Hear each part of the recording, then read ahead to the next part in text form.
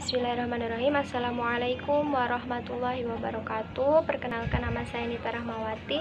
Saya mahasiswi YN Nurjati Cirebon, jurusan Hukum Ekonomi Syariah semester 4. Baik, tujuan saya membuat video ini yakni untuk memenuhi tugas ujian akhir dengan mata kuliah Fikih Muamalah 2 dengan dosen pengampu yakni Bapak Jefik Zulfikar Hafid MH. Baik, langsung saja. Di sini saya akan membahas mengenai teori dan hukum penyelesaian sengketa ekonomi syariah. Nah, di sini saya akan membahas 3 pembahasan. Yang pertama, bagaimana sih penyelesaian sengketa ekonomi syariah melalui pengadilan agama. Yang kedua, bagaimana penyelesaian sengketa ekonomi syariah melalui pengadilan negeri. Dan yang ketiga, bagaimana sih penyelesaian sengketa ekonomi syariah melalui jalan non-litigasi. Baik, yang pertama saya akan bahas mengenai penyelesaian sengketa ekonomi syariah melalui pengadilan agama. Nah, perluasan tugas dan wewenang pengadilan agama merupakan salah satu kekuasaan kehakiman yang bertugas dan berwenang memeriksa, memutuskan, menyelesaikan perkara perdata tertentu bagi orang yang beragama Islam sebagaimana yang telah dirumuskan dalam pasal 2 Undang-Undang Nomor 7 Tahun 1989 tentang PA atau Pengadilan Agama. Pengadilan agama yakni salah satu pelaksana kekuasaan kehakiman bagi rakyat pencari keadilan yang beragama Islam mengenai perkara perdata tertentu yang diatur dalam undang-undang tersebut. Dengan demikian, keberadaan pengadilan agama dikhususkan kepada warga negara Indonesia yang beragama Islam. Nah, setelah Undang-Undang Nomor 7 Tahun 1989 itu ada pembaharuan dengan diperbaharuinya Undang-Undang Nomor 3 Tahun 2006, maka rumusan tersebut juga ikut berubah. Nah, kemudian hal ini saling berkaitan dengan ruang lingkup kekuasaan dan wewenang pengadilan agama menjadi bertambah. Dengan adanya perubahan tersebut, maka rumusan yang terdapat dalam pasal 2 Undang-Undang yang awal tadi pada tahun 2006 adalah pengadilan agama adalah salah satu pelaku kekuasaan kehakiman bagi rakyat pencari keadilan yang beragama Islam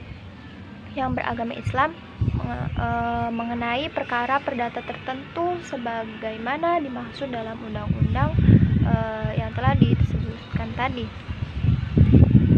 Nah, adapun sengketa di bidang ekonomi syariah yang menjadi kewenangan pengadilan agama itu ada 3. Yang pertama, sengketa di bidang ekonomi syariah antara lembaga keuangan dan lembaga pembiayaan syariah dengan nasabahnya. Kemudian yang kedua, sengketa di bidang ekonomi syariah antara sesama lembaga keuangan dan lembaga pembiayaan syariah.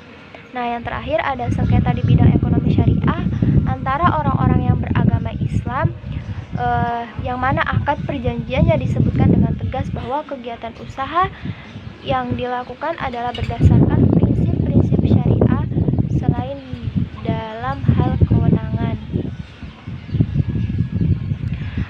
Nah, kemudian pada pasal 49 Undang-Undang Nomor 3 Tahun 2006 mengatur tentang kompetensi absolut yakni kewenangan mutlak pengadilan agama. Oleh karena itu, pihak-pihak yang melakukan perjanjian berdasarkan prinsip syariah tidak dapat melakukan pilihan hukum untuk diadili dan di pengadilan yang lain, apalagi sebagaimana tercantum dalam definisi pengadilan agama tersebut, kata perdata dihapus.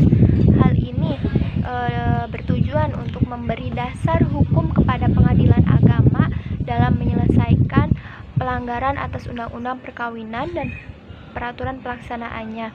Dan tujuan yang kedua ada untuk memperkuat landasan hukum mahkamah syariah dalam melaksanakan kewenangannya di bidang jinayah berdasarkan qonun.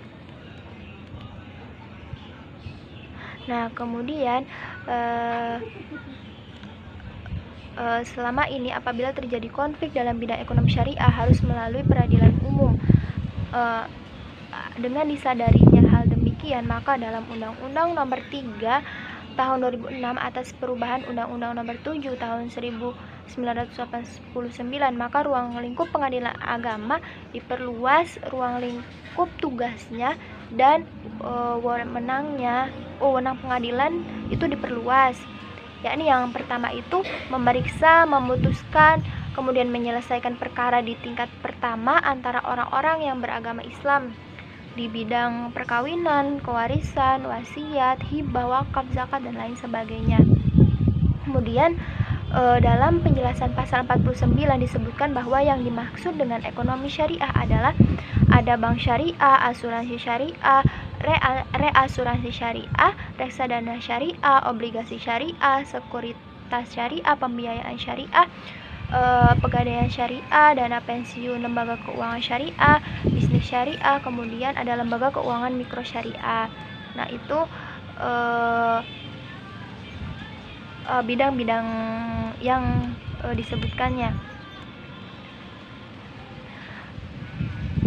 Kemudian bagaimana sih penyelesaiannya? Itu ada di tingkat pertama itu ada gugatan, ada jawab, replik duplik, pembuktian, kesimpulan, putusan, eksekusi. Kemudian ada di tingkat kedua itu ada namanya banding. Yang pertama itu dalam banding itu ada memori banding, kontra memori banding, kemudian eksekusi. Nah, yang ketiga itu ada tahap kasasi. Tahap kasasi itu di dalamnya ada memori kasasi.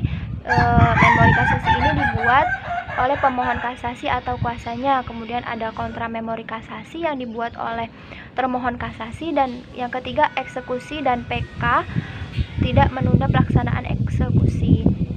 Kemudian lanjut ke pembahasan yang selanjutnya, yakni penyelesaian sengketa ekonomi syariah melalui pengadilan negeri atau litigasi.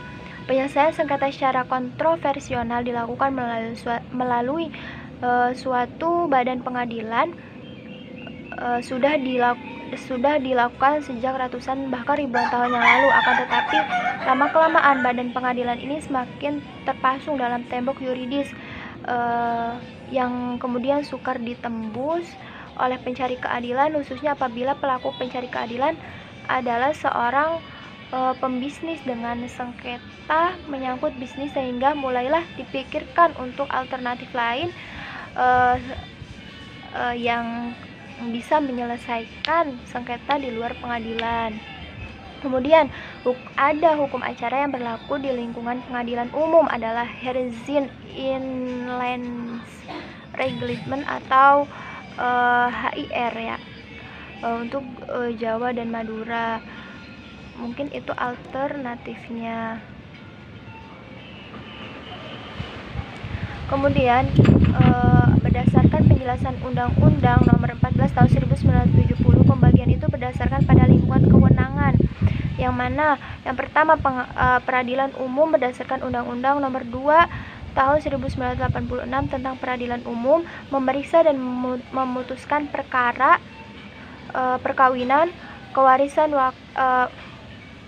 Yang pertama itu perdata yang memeriksa dan memutuskan perkara dalam hukum pidana umum dan khusus, dan perdata atau umum itu perniagaan. Yang kedua itu peradilan agama, memeriksa memutuskan perkawinan, kewarisan, wakaf, dan sodako.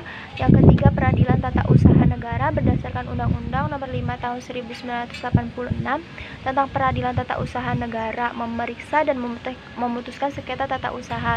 Kemudian peradilan militer yang berwenang memeriksa dan memutuskan perkara pidana yang terdakwanya anggota TNI dengan pangkat tertentu.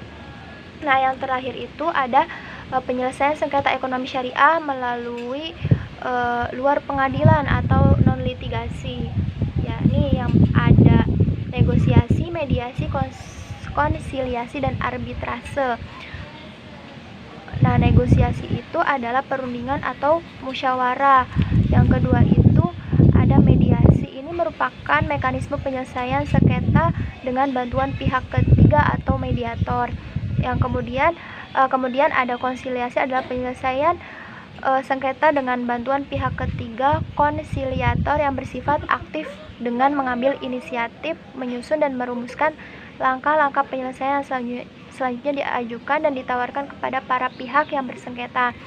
Nah, yang terakhir adalah arbitrase, adalah suatu jenis alternatif penyelesaian sengketa di mana para pihak menyerahkan kewenangan kepada pihak yang netral yang disebut arbiter untuk memeriksa putusannya. Mungkin itu saja yang dapat saya sampaikan. Kurang dan lebihnya mohon maaf. Saya akhiri. Wabillahi taufiq wal hidayah. Wassalamualaikum.